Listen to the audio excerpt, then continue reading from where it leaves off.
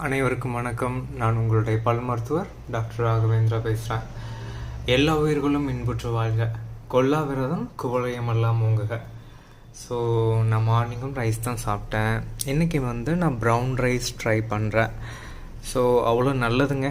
இந்த vitamin B காம்ப்ளெக்ஸ்லாம் நீங்கள் டேப்லெட்டாக எடுக்கிறதுக்கு கொஞ்சம் கொஞ்சம் பட்டை தீட்டப்படாத இதே மாதிரி அரிசிகளை உட்கொண்டாலே உடலுக்கு தேவையான சத்துக்கள் கிடைக்குது.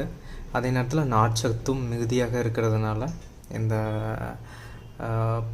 மலச்சிக்கல், பைல்ஸ், மற்ற பிரச்சனைகள்லாம் வராது கண்டிப்பாக.